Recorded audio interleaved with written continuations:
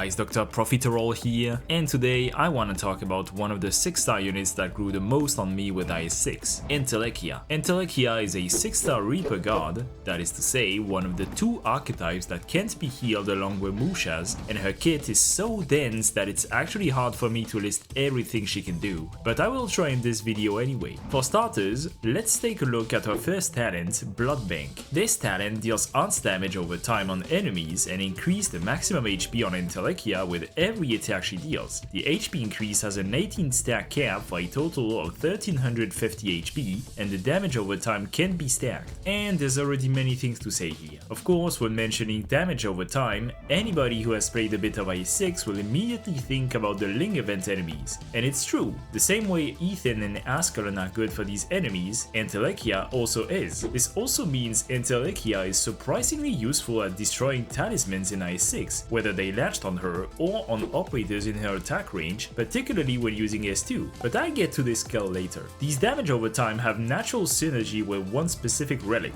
Ben Spear's Bloodbath. Bloodbath reads, God operators restore 2 SP after each attack. This description is kinda wrong. In fact, it should read, God operators restore 2 SP every time they deal damage. And yes, it works with some passives like Lazy Altar's Thunder or Entelechia's Bloodbank, allowing Entelechia to charge her S2 and S3 much faster, particularly after her skill just ended if she hasn't killed an enemy. Regarding her second talent, Second Serving, this basically gives her a second half health bar whenever she takes lethal damage, on top of giving her some minor defensive buffs. Oddly enough, this talent is probably the most unimpressive part of her kit, as it basically only reads, Entelechia has 55% more HP and 15% physical damage reduction for a third of her health. It's important to notice though that since it's a second health bar, Entelechia will never be one-shotted, allowing her to take at least one hit before dying. In short, in the worst case, she has a mini medicine stick for extremely high damage in her kit, allowing her to be deployed a bit offensively in some rare cases. This also has some natural synergy with anything that can redeploy your operator like Exousia Altars S3 or the They Who Endure Tongbao. Indeed, since this Tongbao redeploys quote-unquote your operator, it will also refresh Entelechia's passive. It basically means that Entelechia has 4 health bars with this. Alright, now, regarding her skills, Entelechia's S1, Chasing the Rose Shadow, while clearly not her most impressive, still has some interesting perks. First of all, notice how this skill only has a 2 SP cost and is offensive recovery, meaning with the help of some items like Water of Life, Bloodbath, or with Archedo, it's actually pretty easy to be able to proc this skill every other attack. On the topic of Archedo, notice how this is an extremely powerful skill to use with Archedo or any spinach type item, actually making it a surprisingly powerful skill under the right conditions, particularly since her most versatile skill, her S2, actually doesn't scale with ASPD, whereas her S1 scales extremely well with it. Okay, so it's time to talk about her main selling point, her S2, Crimson Harvest. This is an extremely versatile tool that Entelechia can use even at E1. It's pretty funny because the length of the description of this skill is barely above 1 line of text, so you would think it's a pretty straightforward skill, but it's really not. First of all, it's important to notice that the range of the skill is the whole 8 ties around the character that the skill ends upon, offering it a decent coverage in some situations. Next, let's talk about some interactions. Entelechia targets the last deployed unit, meaning it follows the basic deployment rule, ignoring aggro increase or decrease from units like Muina or ambushes. The term ground unit is very important here. First is the word unit. Indeed, Entelechia can and will target the last deployed ground unit, meaning it works with summons, and therefore with some extremely potent stuff like Beanstalk or most notably Radiant, and is a very good way to get immediate damage from a Radiant summon. Next is the term ground,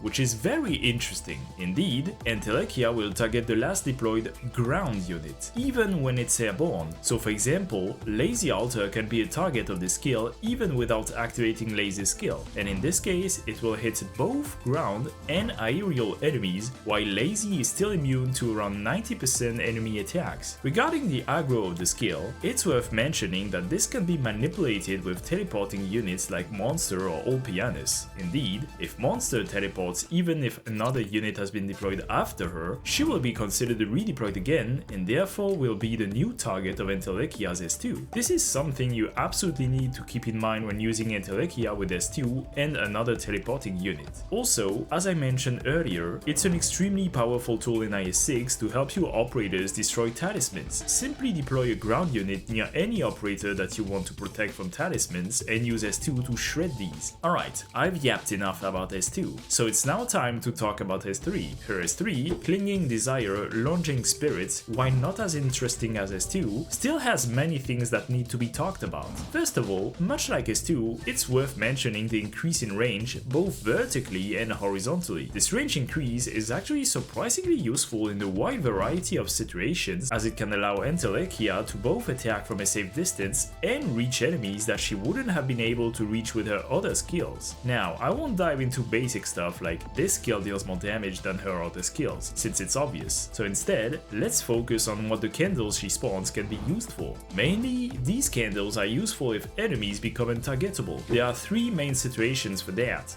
1.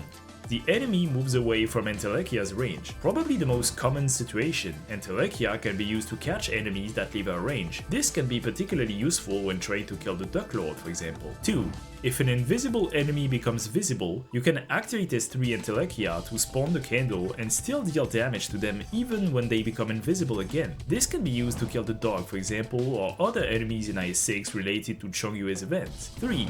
If an enemy eventually becomes airborne, Entelechia can attack the candles to continue dealing damage to them. This can be useful against pseudo-moods since you want them to eat a unit to lower their defense, then attack them, but Entelechia wouldn't be able to attack them if they become airborne. For all of this, I actually consider her S3 to be an extremely important asset to her kit, and honestly, a skill that is way too often overshadowed by her S2, and that would be a mistake, since just like S1, this one scales much better with ASPD. Now, with all that said, do I consider Entelechia to be the best guard you should upgrade for IS?